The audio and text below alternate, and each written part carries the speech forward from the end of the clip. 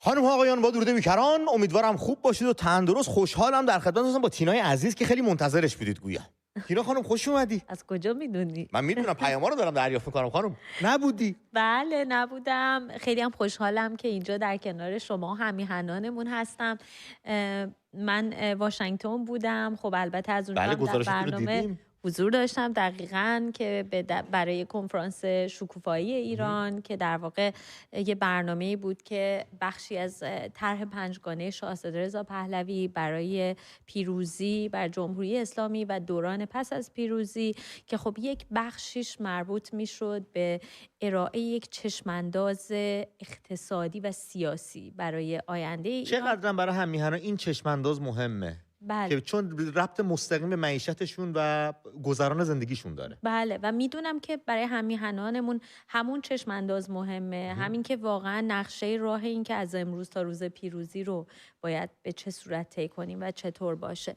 برای همون حالا یه بخشی، یه پوششی رو از خود اون رویداد داشتیم و در روزهای آینده، هفته آینده برنامه دیگه داریم که حتما به زمانش دربارش بیشتر برام توضیح. فقط یه پرسشی که من از شما دارم، حال و هوای این نشست چطور بود؟ انگیزه ها چطور بود؟ رویکردها چطور بود؟ انرژی ها کجا بود؟ نگاه ها چطور بود؟ نه خیلی این که ببین، اولا این که ما بدونیم که یک برنامه‌ای هست، خصوصا حالا چه مهمتر از همین برای خود همیهنانمون، و خب این نشست به زبان انگلیسی هم برگزار شد برای همه کسانی که غیر ایرانی هایی که فکر میکنن که ای بابا بهتر با همین رژیم جانی مافیایی اشغالگر گفتگو کنیم و تا ببینیم چی میشه، چون معلوم نیست بعدش چه اتفاقی میفته، یا فکر میکنن که مثلا برنامه‌ای وجود نداره.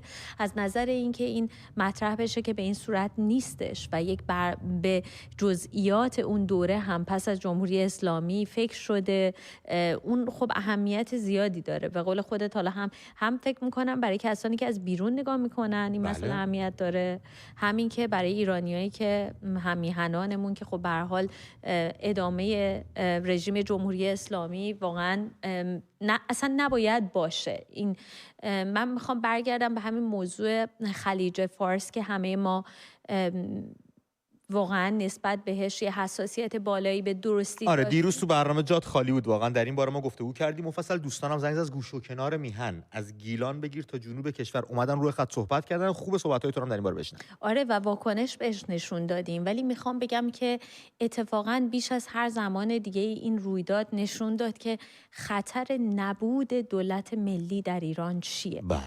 و من میخوام که یه چیزی هم بگم، چون دیدم که خود جمهوری اسلامی و اعضای فرقه جنون از خود عراقچی گرفته، ظریف گرفته تا خیلی از این آخوندهای عمامه به سر هم شروع کردن خلیج همیشگی فارس و خلیج فارس سنم. خواستم اینو اینجا روشن کنم. اینا همون کسایی هستن که در آغاز شورش 57 میخواستن فرهنگ هویت ما رو از بین ببرن، با لودر رفته بودن تو تخت جمشید. دقیقاً میخواستم اینجا اینو ما روشن کنیم که ما پای ایران با همه وجود میستیم، پای منافع ملی ایران.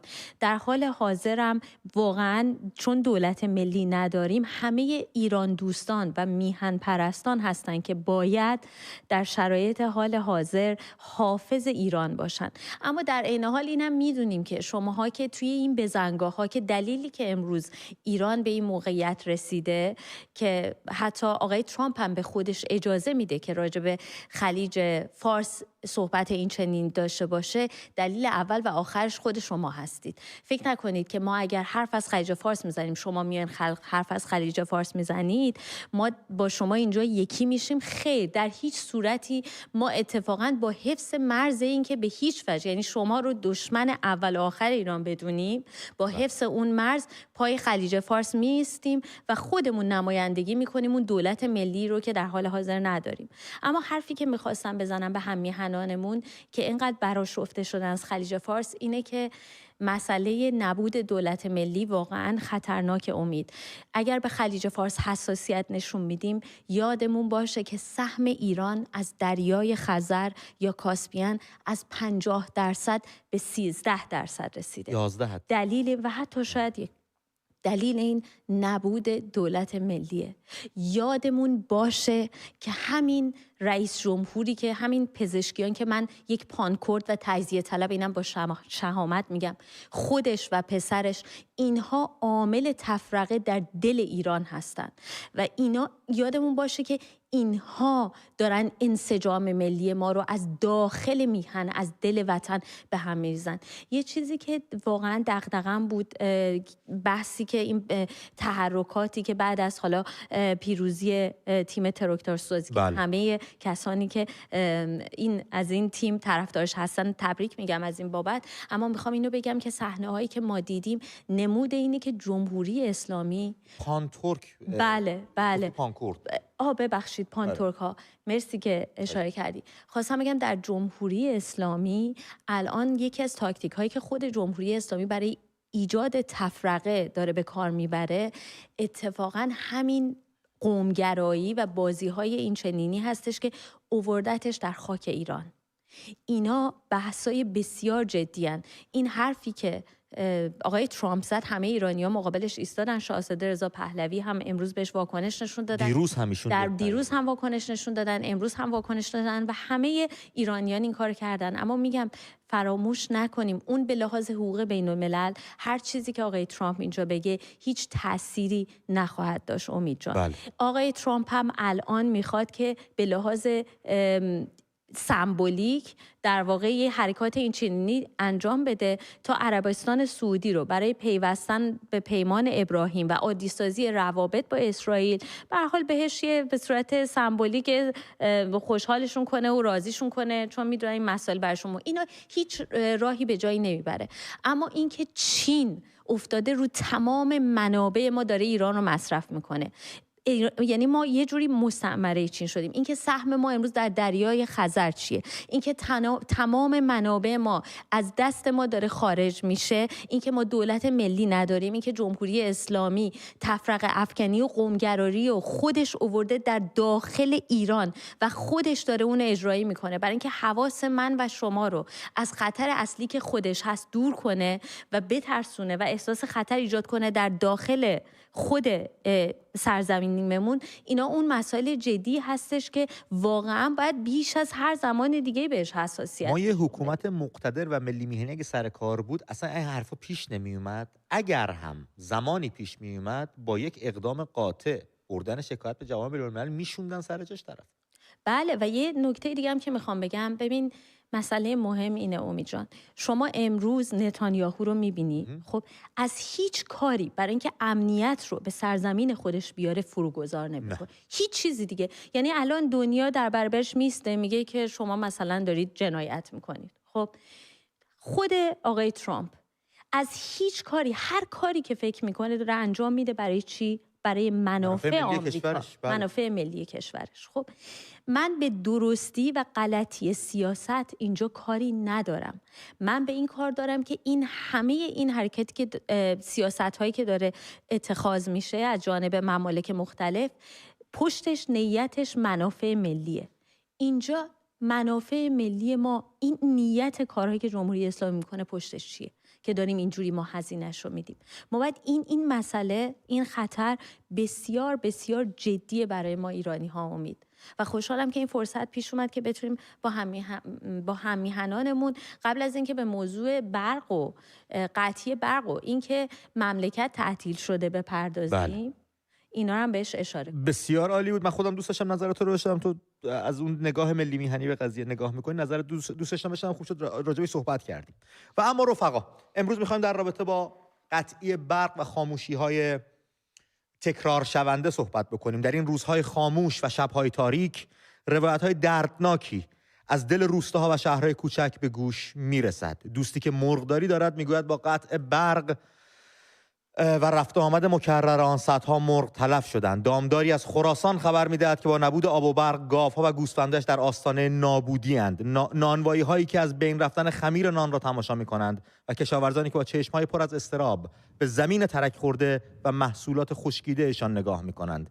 اینها تنها داستان نیستند، اینها فریادهایی هستند از دل ایران که مسکوت ماندند و خاموش، و ما داریم سعی می‌کنیم صداشون رو به گوش دیگر هم میهنان برسونیم. از همین رو از شما درخواست میکنم و تقاضا دارم، اگه بتونم درست صحبت کنم امروز، درخواست دارم و تقاضا میکنم روی خط برنامه بیایید و در این باره با ما صحبت بکنید که چه کردید وقتی نانوایی دارید میکنید و برقتون میره، تنورتون خاموش میشه، با خمیرتون چه میکنید؟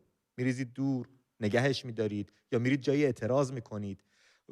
دامداران، دوستان عزیز، شما که تولید میکنید، نان میپزید، گوشت و لبنیات و تخم مرغ فراهم میکنید، شما که در دل سختی ها ایستاده اید تا این چرخ لنگان اقتصاد رو یک جوری بچرخونید و نانی در بیارید، با این پیشامدها چگونه روبرو میشید؟ راهکارتون چیه؟ به کی اعتراض کردید؟ صداتون رو به گوش کی رسوندید؟ دم کدوم نهاد جمع شدید؟ چه پاسخی از کدوم مسئول گرفتید؟ راهکارتون برای مقابله با این خاموشی ها، قطعی های بی برنامه و یک باره چیست؟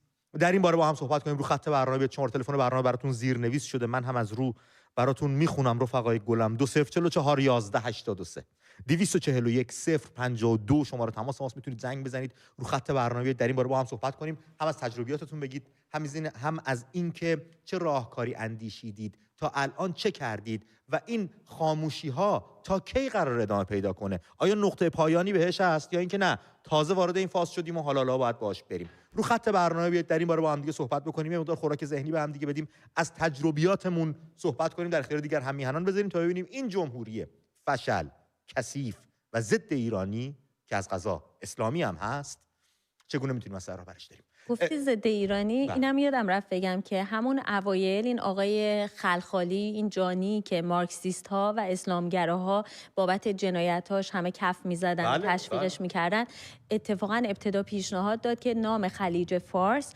باشه خلیج اسلامی. این هم یادمون نره. برای همین اینی که جای وای نستیم که جمهوری اسلامی هم اونجا ایستاده. نه، جمهوری اسلامی الان قافیه رو پاک باخته دیده، از این نمد ملیگرایی که این روزها خیلی هم بین مردم داره پررنگ میشه، میخواد کلاهی برای خودش درست بکنه. ولی زهی خیال باطل، شما 46 سال کارنامه‌ای داری که هیچ ربطی به ایران و ایرانی نداره، هیچ ربطی به جریان ملیگرایی نداره، همش دزدی، همش غارت، همش تجاوز، همش دروغ و همش حق خوری و حق کشی و مظلوم کشی بوده. تینا، در این باره نظر تو رو بشنوم که دیگه بریم روی تماس‌های تلفنیمون با هم میهنانمون صحبت کنیم، ببینیم رفقامون چی میگن. بریم تماس‌ها رو داشته باشیم. دمت گرم، سپاسگزارم. حالا فرصت هست بینش. بله قطعاً. آقای خلیج فارس، شاخاب پارس بگیم خیلی بهتره بچه‌ها، از ملایر به همون زنگ زده. رفیق درود بر تو، رو خط برنامه هستی. سلام دوست عزیز، امید عزیزم، به روی ماهت خلیج همیشگی پارس. خوشحالم که با هم صحبت می‌کنیم. من هم یکی از دوستای بسیار بسیار قدیمیتونم، شاید از اوایل استارت من و تو. دمت گرم با مرام، این همه سال با ما بودی، سپاسگزارم ازت. خیلی بی‌معرفت بودم که تماس نگرفتم. نفرمایید. اولین باره؟ آره. بله اولین بار تماس میگیرم، باعث افتخاره. لطف کردی. خدمت عرض کنم که دادا برق اونجا داستانش چیه؟ چه میکنید؟ امید جان اگه اجازه بدی اول یه مطلبی بهت بگم، بعد راجع به برقم خدمتتون هستم. برو بریم داداش. من از دیشب تا الان یه چیزی مته شده تو ذهنم برای خلیج فارس. بله. ملیت رو به ما برگردوند، ما ایرانی‌ها رو با هم دوباره چسبون، نشون داد که ما هم دوست داریم، ملیت رو دوست داریم. آقا ملت ما الان مدت هاست دارن تماس میگیرن، میگن که منتظر جرقه ایم. آقا یه چیزی، آقا این جرقه است که نه حکومت، نه مملکت، نه هیچ کس نمیتونه به ما دیگه الان بگه چرا. آقا بیاین تو خیابون با پلاکارد خلیج فارس. بله. بیاین نشون بدین که ایرانی هست، ما هستیم. بیاین نشون بدین که آقا با تمام وجود میخوایم پشت هم وایسیم. دیگه کی میخواد بگه چرا اومدی تو خیابون؟ آقا به خاطر ملیت هم اومدن بیرون، به خاطر مردم هم اومدن بیرون، به خاطر خلیج فارس اومدن بیرون. بله. چطور الان مثلا نیروی یگان ویژه میتونه جلو من وایسه؟ آقا به خاطر کشورمه. وقتی که ببینن چه سیل عظیمی از مردم اومده بیرون به خاطر کشورش، به خاطر خلیج فارس، اون موقع دیگه نشون میده آقا ما هستیم، حکومت حساب کار میاد دسته، شاید استارتش شد برای اعتراضای بعدی، همون اعتراض مدنی که این مدت داریم راجعش صحبت میکنیم. یه سوالی ازتون دارم. من چون خیلی خوبه، اول ازتون ممنونم که پیشنهاد میدین، خیلی خوبه. فقط سوال اینه که من اشاره کردم ابتدای برنامه، این یه موضوعیه که خود جمهوری اسلامی هم با اینکه باعث و بانیش بوده، خودش هم الان اومده روی این موضوع سوار شده و اتفاقا بعدش نمیاد که از این موضوع استفاده کنه.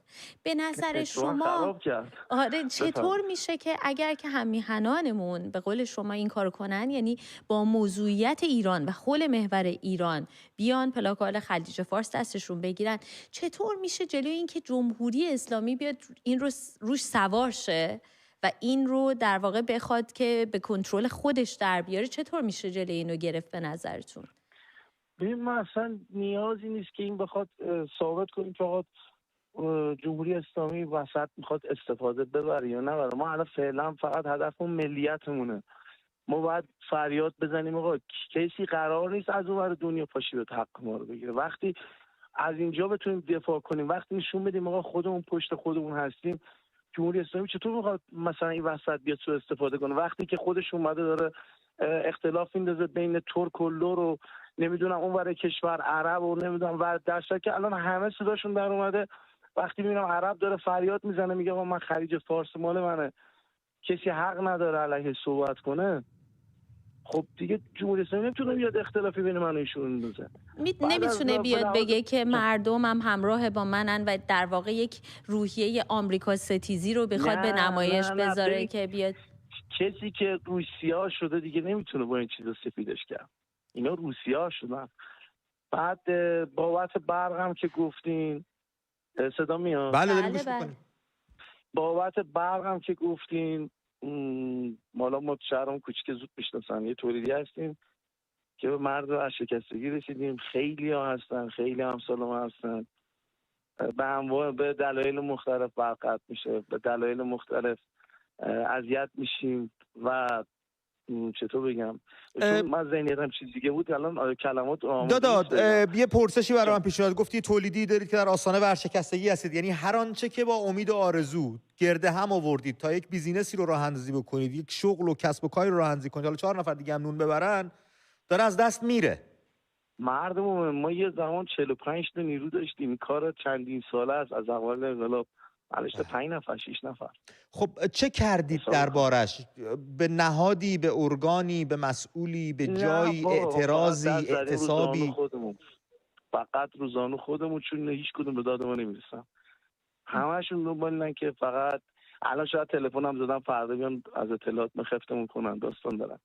ولی در کل ببین فشار میاد بادم، یادم تحت فشار مجبوری یه جایی داد بزنه. این من میگم الان سالیان سال بیننده شما هستن، الان دیگه رسیده به اینجا که دیگه سنگ میزنن. حالا یه سوال دارم. شما گفتین که برای خلیج فارس یه فرصتیه که همه هم‌میهنانمون حول محورش متحد شن و به بیرون برن. فکر میکنید که آیا نمیشه همین کار رو در مورد قطعی برقی که همه رو از زندگی همه رو دچار اختلال کرده، هستیشون رو، کارشون، اینو چرا نمیشه؟ یعنی به قول شما، یعنی همه کسانی که مثل شما درگیرن در برابر تمام ادارات برقی که در شهرهای مختلف در سراسر ایران هستش. حرفتون کاملا متینه. ببین ما الان تا الان فقط بحث جرقه بود که بهانه‌ای بیاد بیرون. من الان میبینم که الان مردم مشکلات مالی زیاد دارن. مشکلات مالی اجازه نمیده طرف خونه زندگی کارشو ول کنه بیاد بیرون. خب ولی الان وقتی میبینیم آقا طرف نون نداره بخوره ولی اسم خلیج فارس میاد آتیشی میشه. خب یه استارتش. وقتی اومد در کنارش آقا اعتراضات دیگه، در کنارش اعتراضات دیگه، در کنارش اعتراضات دیگه. ما جنگ دوست نداریم، ما مشکلات اجتماعی دوست نداریم، ما دوست داریم بچه‌مون بزرگ بشن زیر سایه آرامش رشد کنن. الان نمیذارن. کما اینکه فردا معلوم نیست داستان ما چی بشه، داستان دیگران چی بشه. من باید قطع کنم. خیلی ازت ممنونم رفیق، سپاسگزارم با ما تماس گرفتی. فرصت میدم به دوستان دیگه. دم شما گرم. دم شما گرم. خیلی ازت سپاسگزارم. جدا بشیم از رفیقمون از ملایر، سری بزنیم به شیراز، با بابک صحبت بکنیم. بابک عزیز درود بر تو، رو خط برنامه هستی. درود بیکران. به روی ماهت بابک جان، درود به تو. عزیز دلم، برای مخلص. اولین بار من خدمتتون هستم از شیراز. من بابک خرمدینم. به به. به. دلم برای ایران بی‌تب.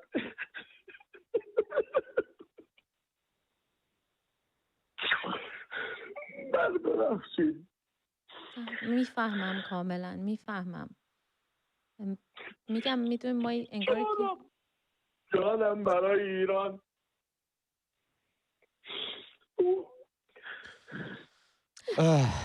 بابک جان الان شما بفهم. اما میخوام صحبتم اینجوری بیان کنم. نصرت الله امینی عزیز اون موقع فرماندار مرزدشت بود، زحمت کشید و مردم فراخوند. میتونید سرچ بزنید و توی اینترنت بیارینش. این زحمت کشید و تخت جمشید رو نجات داد از دست یک مشت آدم های بیشرف. ایرانمون رو میخواستن نابود کنن. هنوزم همین قصد رو دارن بابک، هنوز تمام نشده فتنشون. تخت جمشید برای تمام جهانه. اونجا بود که فقط ما فهمیدیم که منشور کوروش بزرگ هست. صدای منو بله داریم گوش میکنیم. عزیز منید، من ببخشید که احساسی شدم. واقعا ایران طبیعیه. برای ما تکیه‌گاهه. بله دقیقاً. سرمون رو روی خاک ایران میذاریم و میمیریم برای کشورمون. من از شما خواهش میکنم، از مردم خواهش میکنم مردم بیایید و با هم همبستگی داشته باشید. ما جز شاهزاده رضا پهلوی کسی رو نداریم. پدرش به ما ثابت کرد، پدر بزرگش به ما شناس نامه داد. تماسشون پرید، قطع شد. متوجه این احساسات هستم، میفهمم. هر کس که دلش برای وطنش، برای میهنش بتپه و تو این حال و روز ببینتش نمیتونه آروم بگیره، نمیتونه آروم بشینه. من از شوان عزیز اول از همه تشکر میکنم. شوان اینجا برامون نوشتن که شاخاب پارس، این پهنه نیلگون، گواهی استوار بر هویت و تمدن دیرپای ایران زمین، همواره پارس بوده و تا ابد پارس خواهد موند.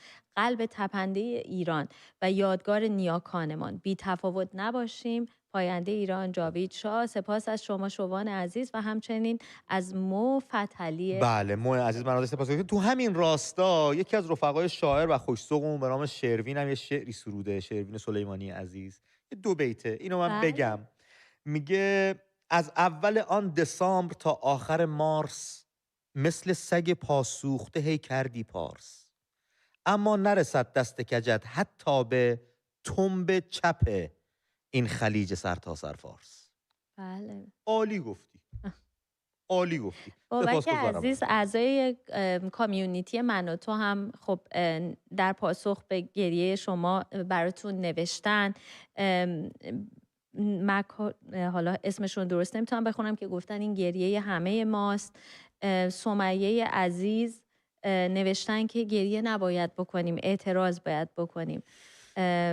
و همه با شما به هر حال عزیزان در کامیونیتی با شما همدلی کردن و همراه هستن، اما ما نباید همینجوری بذاریم و بمیریم، باید زندگی کنیم، باید ایران رو پس بگیریم. عزیزان بسیاری اینجا نوشتن که ما ملت کبیریم، ایران رو باید حتما پس بگیریم.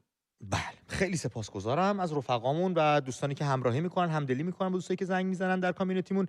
بریم سری بزنیم به کرج، با خانم نیکا صحبت بکنیم. خانم نیکا درود بر شما، رو خط برنامه هستید. سلام. به روی ماهتون خانم.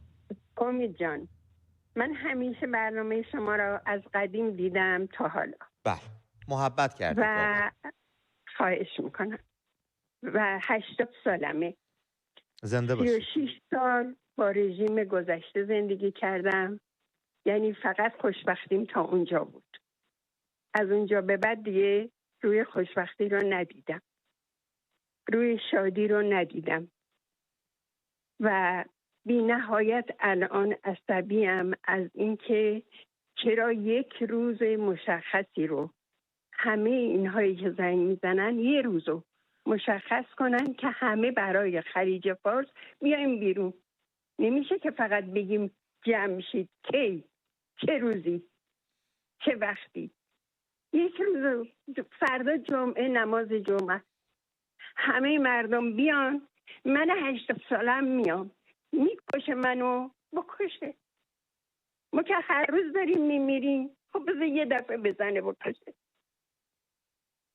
ما این رژیم دارم هنوز خانم نیکارو. ما این رژیم از روز ازل، یعنی از روزی که طالقانی نماز خوند توی خیابون، اون روز من گریه کردم و گفتم بدبخت شدیم. چرا؟ چون جنگ‌های صلیبی رو خونده بودم. بله. که اونا اومدن روی کار چه کردن با مردمشون، پس آخوند بیاد چه میکنه. بله خانم من نیکا. در جایی کار میکردم که آخرین دیدار شاهنشاه رو دیدم در اونجا و بی نهایت هم احترام قائلم. علل خصوص شهبانو رو بی نهایت دوست دارم، خودشون هم همینطور، خدا رحمتشون کنه. این بار دیگه تماسشون پرید. یکی از رفقا نوشته چرا نماز جمعه؟ پس چیه جمعه؟ مثلا نایت کلابایی که میریم صف میبندیم با نسل زد دم درش اونجا، ولی میخواستم بپرسم چرا خب گفتن یه محل گرد همایی دیگه، یک جایی که بله، ولی گرد خب هم شما وقتی میان. برای خلیج فارس میخواید بیستید در مثلا برج شهیاد، میدونی، یعنی منظور این مادرمون این بودش که یک جایی که تجمع عادیه، یعنی میرن. بله، فکر کنم بیشتر منظورشون این بود، وگرنه به خود نمازه کسی کاری نداره الان واقعا. یک جایی که تجمع میشه کرد و تجمع کردن اونجا مثلا استادیوم ها رو میتونستن بگن، سالن کنسرت رو میتونستن بگن. حالا نماز جمعه به ذهنشون رسیده. بچه‌ها برای انجام دادن کاری تنها یک دلیل کافی است، خواستن انجام اون کار. ولی برای انجام ندادن یک کاری 1001 دلیل میشه. تاریخش هماهنگ نیست، الان انرژیش نیست، حالا ببینم بقیه چی کار میکنن، بذار یه جرقه‌ای بیاد، بذار یه نفر بره جلو، بذار یکی فراخوان بده، آقا ما رهبر، میدونی 1001 دلیل میتونیم بریم برای کاری انجام ندادن. ولی برای انجام دادنش یک دلیل کافیه، من وطنم اسیر اشغال، باید آزادش کنم. این دلیل میتونه ما رو محرکمون باشه و تو دل آتیش ببرتمون برای نجات میهنمون. ولی اگر نخوایم کاری رو انجام بدیم 1001 دلیل میتونیم بیاریم که اون کار انجام ندیم. با حمید صحبت کنم از تهران بهمون زنگ زده. حمید جان درود بر تو، رو خط هستی. سلام امید جان. به روی ماهتون قربان. خواهش میکنم خدمتتون عرض کنم 40 ساله ما این حکومت بالا سرمونه. یه چیزی رو من به همه دوستان عرض میکنم و توجه نمیکنن. من یادم عاشورا که مردم اومدن بیرون و ما هم بودیم، از کوچه مقابل هم مردم ساکت رد میشدن. بله. از کوچه مقابل یه عده اومدن و با سنگ پرتاب کردن مردم رو تحریک کردن که اینا هم سنگ هرچی میگفتن بابا اینا مال خود رژیمن که این کار میکنن که شما رو تحریک کنن که کاری رو انجام بدین که اونا میخوان. الان 40 سال من به همه میگم ایران و آمریکا 2 تا برادرن که کنار همدیگه دارن یه کار مشترک انجام میدن. هر وقت اونها میخوان رأی بیارن ایران رو مستمسک خودشون قرار میدن و هر وقت اینها اونا رو. الان هم خلیج فارس یه بهانه است به عقیده من که اینها بتونن اون کار رو که میخوان انجام بدن. به عقیده من اصلا نباید راجع به این مطلب هیچ حساسیتی از خودمون نشون بدیم که ببینیم اینایی که اینقدر دارن میگن آقا، یعنی ببینیم کاری میکنن که من اعتقاد ندارم که بشه. این در حقیقت یک دامیه که دارن برای ما ایرانی ها پهن کردن و بد دامیه. اتفاقا حمید جان، حالا شما به این اشاره کردید، یکی از همین سرسپردگان خود جمهوری اسلامی و مقامات سابقش هم همچین چیزی رو نوشته بود در شبکه اجتماعی ایکس که اتفاقا این یه دلیلی شد که ما رو همه رو در کنار همدیگه قرار داد. حالا شما حساب کنید یک حکومتی که توی بعد از برد تراکتور یه همچین نمایش قومگرایانه ای رو اونجا راه میندازه و پیش از اون در ارومیه اون داستان‌ها رو انداخته بود و خودش هم بانی و عامل اصلی این داستانه، الان اومده و میگه که آره حالا ما این یه جاییه که همه با هم. من صحبت شما رو کاملا میفهمم. من یه مطلبی رو بگم، خانم مهرناز اینجا همیاری کردن، خیلی سپاسگزارم ازتون. یه مطلبی هم نوشتن که زیباست، باید خونده بشه.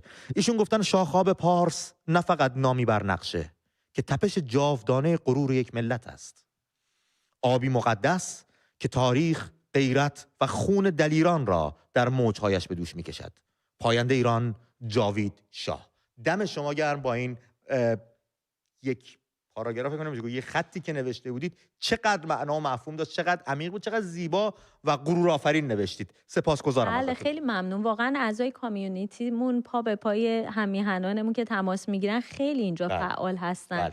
لحظه به لحظه برامون می نویسن، نظرشون رو میگن، هدیه میدن به دیگر اعضا. از آقای سینا خیلی از شما ممنونم. همچنین کاوه عزیز، کاوه نیر حبیبی، از شما هم بسیار سپاسگزاریم. همزمان ما بحثای شما هم اینجا و نوشته بله به هر حال بخشی از برنامه‌ان بچه‌ها. بهزاد بهمون زنگ زده از ساوه با اون انارای زبان زدی که داره. بهزاد جان درود بر تو، رو خط هستی.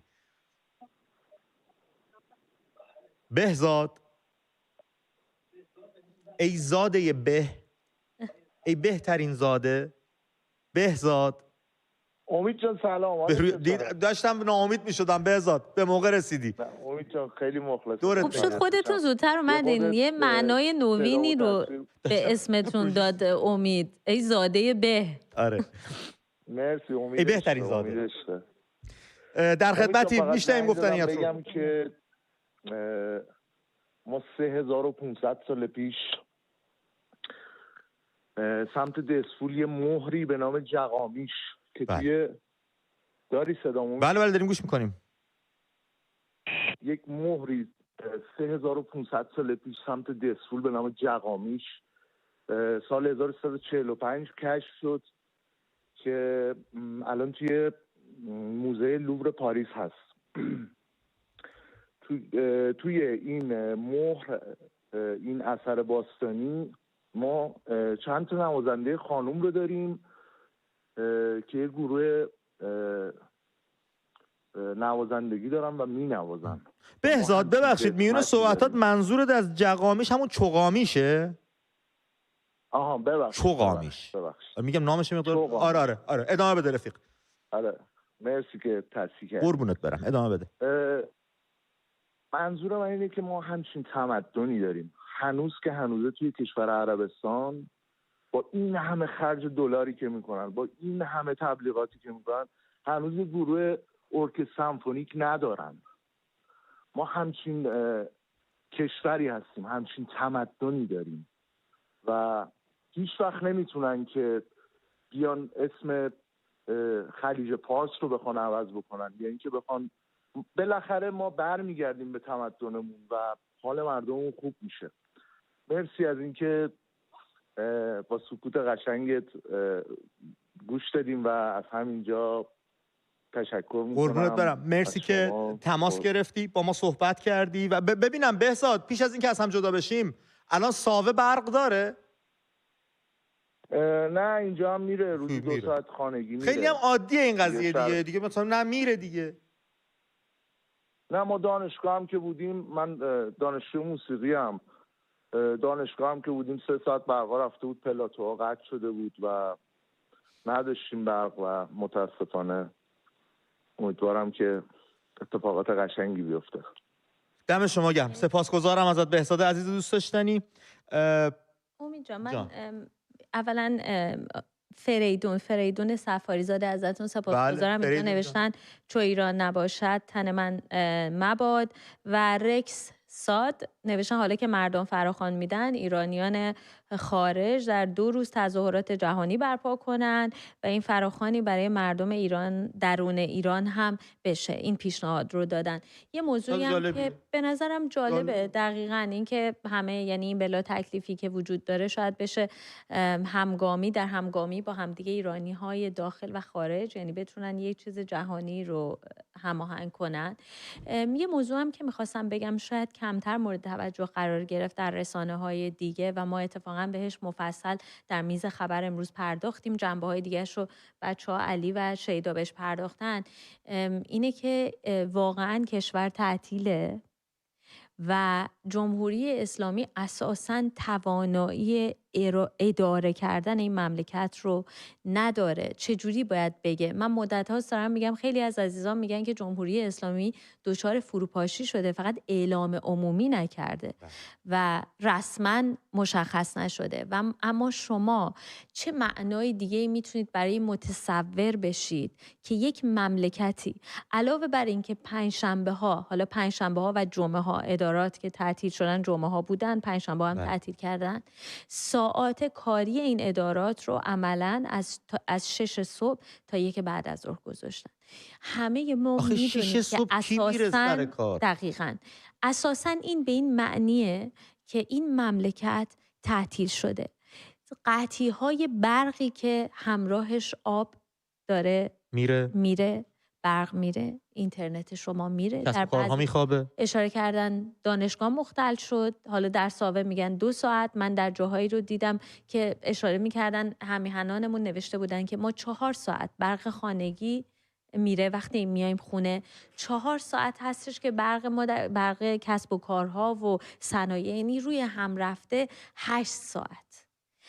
اگر این نشانه فروپاشی نیست، یعنی این جمهوری اسلامی هم الان من فکر میکنم که نگاهش به اینه که در مذاکرات با آمریکا به چه نتیجه میرسه. دقیقاً، چون اصلا اصولا در این 4 دهه بر مبنای این که از این ستون به اون ستون فرجه این کشور رو اداره کردن، یعنی با به وجود آوردن یک بحران در پاسخ به بحران دیگه، از یک بحران به یک بحران دیگه. و من خواهش میکنم عزیزان این رو، یعنی حکومتی که اینجا قرار گرفته در نهایت ضعف خودشه، تنها چیزی که به بیرون میخواد بازتاب بده قدرت سرکوبشه. بله و ایجاد رعب و وحشت میونه هم میهنا. از سینای عزیز سپاسگزاری بکنم، نوشته خلیج همیاری کرده ما رو و نوشته خلیج فارس زمانی خلیج فارس بود که بسیاری از مدعیان امروز هنوز حتی زادگاه نداشتند. تاریخ رو با هیاهو نمیتوان نوشت. بله، و نام خلیج فارس رو تاریخ نوشته، نه سیاست. هزاران سال تاریخ اون نام رو نوشته. بریم صحبت کنیم با رفقامون، با خانم پروین از تهران بهمون زنگ زدن. پروین خانم درود بر شما، رو خط هستین. الو سلام. بروی ماهتون خانم. خوب هستین؟ سپاسگزارم، در خدمتیم. هم شما هم همکار محترمتون. تینای عزیز با من هستش. امید جان ببینین من اصلا نمیخوام راجع به هیچ چیزی که میدونم فایده نداره و فقط حرف صحبت بکنم. بله. چون نتیجه نداره اصلا برای ما. ببینین این میگه، من به ملاها میگم خلقت ملا از ازل یک وسیله ناجور بود. ملا خود راضی به این خلقت نبود، زور بود. خلق از ملا در عذاب و ملا از خلق خود. از عذاب ملا و خلق یارب منظورت چه بود؟ ای طبیعت گر نبود ملا جهانت نقص داشت. ای فلک گر نمیزادی ملا اجاقت کور بود. ببینید اصلا من فکر میکنم من اصلا سیاستمدار نیستم. من اون دورم زندگی کردم. اتفاقا صحبت اعدام این سرکار خانوم زنده‌یاد معاون آموزش پرورش رو هم که گفتن، منم تو همون دبیرستان نوربخش تحصیل میکردم.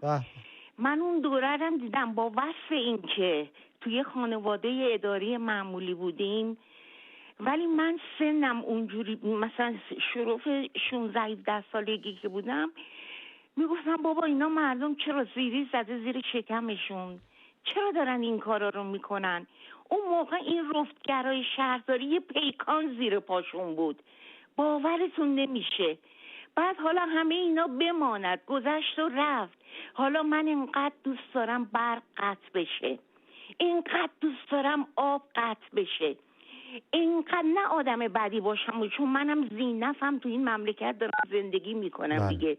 میبینم هیچ غیر از این نمیتونه این ملت ها حرکت بده. آقا میگن روغن داره کم میشه، وحشتناکه تو این فروشگاه ها.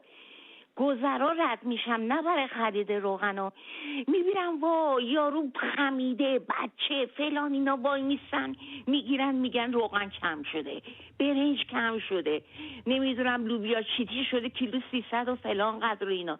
اینقدر دوست دارم اینا گرون بشه چون شکم گشنه دیگه دین و ایمون حالیش نمیشه دیگه. تو نتونی وقتی آب اینا همش دنبال قطعی برقن، گزارش میدن که برق قطع شده فلان شده. آقا آبو بگید، آبو بگید. وحشتناکه، یعنی وحشتناکه مسئله آب.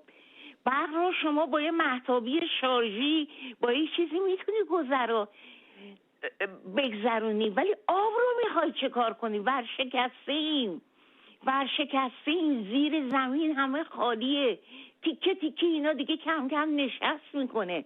خودتون میدونین که همه به فکر این هستن بذار خمیر خراب بشه. مگه من نمیخوام از اون نونوایی نون بخرم؟ نمیخوام بخرم.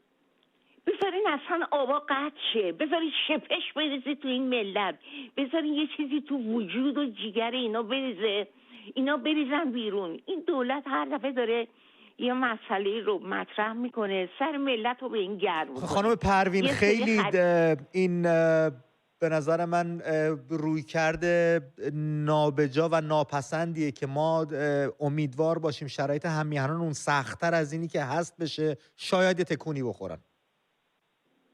ببینید جانم امید جانم نیستید اینجا. تنها وسیله ما برای دفاع اینه.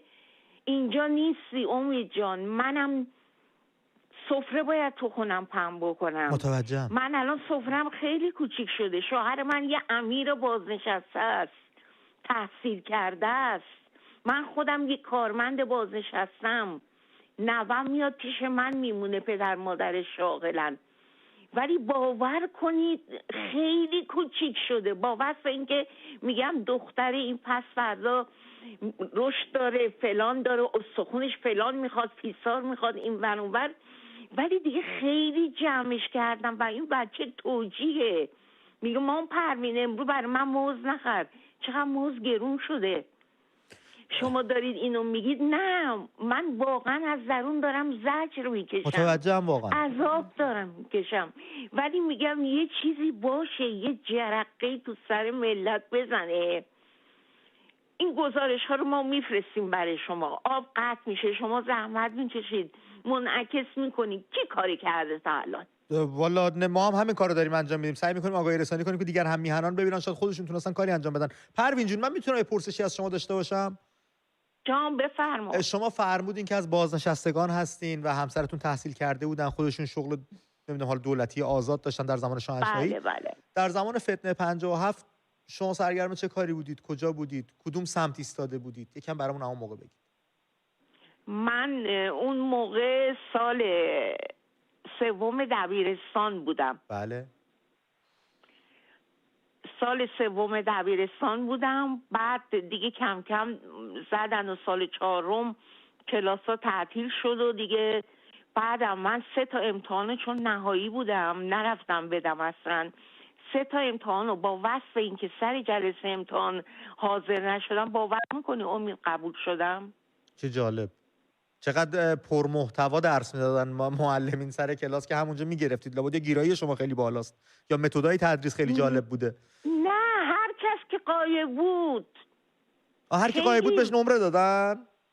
نمره دادن، نه من فقط. یعنی امتحان نهایی نمره میدادن که تشویق بشن. نرن سر بله. نه مثلا من خودم نیتم این بود که میگفتم درست میشه برم دانشگاه یه رشته خوب بخونم امسال رو مثلا رد بکنم و اینا، ولی غافل از این که 3 تا امتحان نهایی 3 تا درس رو من غیبت داشتم. روزی که رفتم دبیرستانم برای کارنامه دیدم با معدل 10 خورده من قبول کردن، یعنی پایین ترین معدل. نه من، امثال من همه. ما به اون دیپلم اون سال میگیم دیپلم‌های قوطی تایدی. قوطی تایدی از توی قوطی تاید آره بشقاب و نمیدونم قرعه کشی. پروین جون آخرین پرسشتون داشتم، شما کدوم سمت این ماجرا ایستاده بودید همون موقع ها؟ یعنی منظورتون چیه؟ من اینوری بودم. از حامیان پادشاه بودید یا طرفدار کسی بود که تو خیابون ریخته بودن داشتن؟ من اصلا پدرم نظامی بود. اصلا اونوری نریم. برادرم نظامی من پوزش بود. میخوام از شما. من از شما پوزش میخوام، چون من میدونم نظامیان اون موقع، چون من خانواده مادری خودم نظامی بودن، میدونم که چقدر وفادار بودن و چقدر ملت، میهن و پادشاه براشون مهم بود. دقیقاً. جد و آبادمون نظامی بود. دم شما گرم. آبادمون نظامی. دم شما گرم پروین جون. خیلی سپاسگزارم از تماستون. امید جان رو من یه موقع نظر منفی ندیم، چون من تنها راه رو همین میبینم.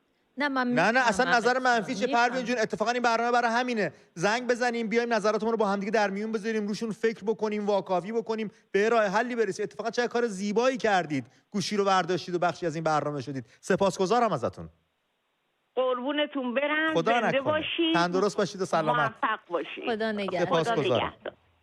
از یه خانواده نظامی بپرسی اون موقع کجا وایساده بودید، ممکنه بیاد برات. آره دیگه خیلی دقیقاً. ممکنه بیاد برات. من یه تماس دیگر بگیرم از آمل کاوه بهمون زنگ زده.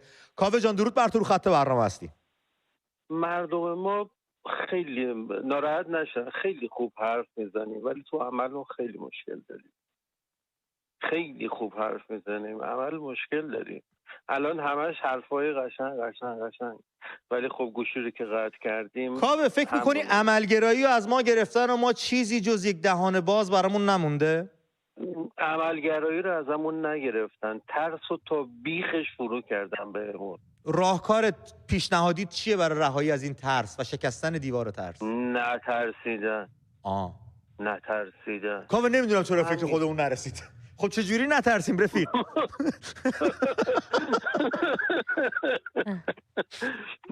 واقعا میگم نترسیدن، ترس از مرگ رو از خودمون بگیریم. نمیدونم، واقعا به ذهن خودم نمیرسه. حرف زدن از خودمون بگیریم، اصلا حالا نترسیدن، حرف زدن از خودمون بگیریم، با عملمون نشون بدیم ما کجا داریم میری، دارم میرم فلان جا، میای یه گول بزنیم، یه مقدار گول بزنیم، همراه خودمون بکشونیم کاوه چند بشه. من اصلا به ذهنم نمیرسه. کاوه یادم باشه هماهنگی ها رو به تو نسپرم. میری مردمو گول میزنی، برمی‌داری میاری، فردا میگه این گولمون زد. الان هستن این کسایی که زنگ میزنن واسه شورش 50 تو خیابون بودن، میگن ما گول خوردیم. اونا همه یه کاوه‌ای داشتن کنارشون. من یه فقط بابامو دارم که تا میتونم از خجالتش در میام. دمت گرم کاوه عزیزم، سپاسگزارم از تماست. درود ویژه به پدر برسون.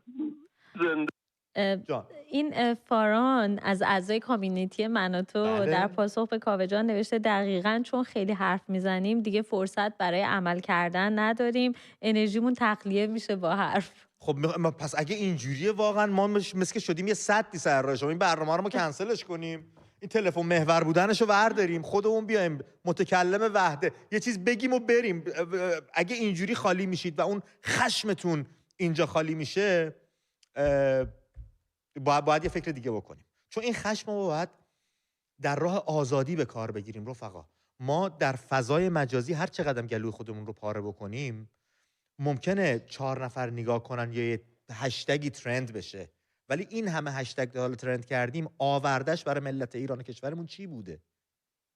ما در فضای حقیقی باید اون طوفانا رو راه بندازیم، در فضای حقیقی باید مطالبه گری بکنیم که به حقمون برسیم. تو فضای مجازی فکر نمی‌کنم حق کسی رو اشتباه باشه. نمیدونم، شاید منظورم رسونده باشم. بله درست. شما در این باره تینای عزیزم اگر نظری ترجیح میدی هم میهنا رو بشنوی؟ سپاسگزارم ازت. خانم طناز از تهران رو خط برنامه هستید. درود به شما، شبتون آروم. سلام طناز جان. سلام، وقتتون بخیر. خیلی شما هم شبتون آروم. ببخشید من اولین بار دارم تماس میگیرم با برنامه شما. انقدر که این خطای ما قطع شد بس شد ما نفهمیدیم چی شد اصلا. ولی خب الان خوشحالیم شما رو داریم روی خط و تا دوباره قطع و وصل نشده میخواید بریم سر اصل مطلب. والا اصلا نمیدونم چی بگم، انقدر هول شدم. اصلا هول شدن نداره خانم طناز، یک سری ناملایمات هستش، یک سری حقا داره از ما خورده میشه، یک سری مسائل هم داره بهمون تحمیل میشه، از جمله قطعی‌های مکرر برق، اونم بدون برنامه، بدون پاسخگویی، بدون شفاف سازی. در این باره داریم صحبت میکنیم. خیلی متشکرم از وقتی که برای ما میذارین. سلامت باشید. واقعا نمیدونم چی بگم. قطعی برق که بالا سمت ما منطقه 2 هستیم، تا حالا برای ما قطعی برق صورت نگرفت. اولین بار بود که چند روز پیش و مکرر پشت سر هم قطعی برق داشتیم. این الان ناراحت کننده است دیگه. شما به منطقه 2 تهران میشینید، برقتون قطع نشده چون خود بله آقازاده که نمیتونن، نکبت زاده ها و اطرافیانشون اونجاها زندگی میکنن. اون هموطن من که تو شهر ریه از ساوه به من زنگ زده، از اهواز به من زنگ زده، اون چرا برقش قطع میشه؟ اگه برق هست برای همه باید باشه، اگر برق نیست برای هیچ کس نباید باشه. البته یه چیزی رو من به شما بگم آقای امید، به این خاطره که من چند سال پیش سمت شهریار زندگی میکردم و مکرر اونجا ما قطع برق داشتیم. بله دقیقاً همینطوره. یعنی متاسفانه این موضوع در پایتخت و در شهر تهران بیشتر به سمت مناطق جنوبیه و همون خصوصا شهر ری و مناطقی که اونجا آزاردهنده است. شهروندان رو دسته‌بندی کردن، خودیا برق داشته باشن، اونایی که ما بی خودی میدونیمشون حالا تو تاریکی بمونن، بیزینسشون از بین بره. آخه این شیفتگان اتفاقا کسانی که به نام مستضعفین و اینا وارد شدن و من یه بار گفتم که یه بار این بحث سوسیالیسمو گفتم بنیانش حسادت بود. بله. این همون ثابت میکنه که الان خودشون به کاخنشینی که نقد میکردن افتادن. و خواستم بهت بگم که حالا امروز به خاطر موضوع برنامه 2 روز فرصت نشدم و امیدوارم که در برنامه‌های بعدی من این رو به هم‌میهنانمونم گفتم که حتما ادامه میدم. اون بحثی که در ارتباط با چپ‌ها بود، دروغ‌های بزرگی که اصولاً ارتجاع سرخ و سیاه با همدیگه برای نابودی ایران در کنار هم گفتن رو، من این رو متوقف نمی‌کنم. میدونم بسیار مورد توجه شما عزیزانم قرار گرفته و خودم طرفدار پرپا قرص این بحثم. حتما ادامهش خواهم داد. و خصوصا یه بحثی که میخوام اینجا مطرح کنم اینه که چطور این ارتجاع سرخ و سیاه در کنار همدیگه در همون ماهای ابتدایی بعد از فاجعه 57 اصلا قصد داشتن ایران رو نابود کنن. چه برنامه‌ای داشتن برای ارتش، چه برنامه‌ای داشتن انحلال ارتش که به سمت تکه تکه شدن ایران رو ببره. سپاسگزارم از توضیح رفقا. اگر هم میهن نانوای من که نون مردم میده دستشون برق نداره، خمیرش خراب میشه، هیچ کدوم از مساجد، امامزاده ها و این مرقد و پرقد و اینا نباید برق داشته باشه. اگر اون کشاورز برق نداره پمپ آبش رو روشن کنه، محصولش آبیاری کنه، هیچ کدوم از مساجد و امامزاده نباید برق داشته باشه. اونا قبرشون روشن باشه، بعد خونه هم میهن من خالی، تاریک، خاموش. دست همو بگیرید و ول نکنید رفقا، جز هم کسی رو نداریم. باید دست هم دیگه رو بگیریم تا به جایی برسیم. باورم کنید. دمتون گرم. سپاسگزارم. مرسی. خدا نگهدار.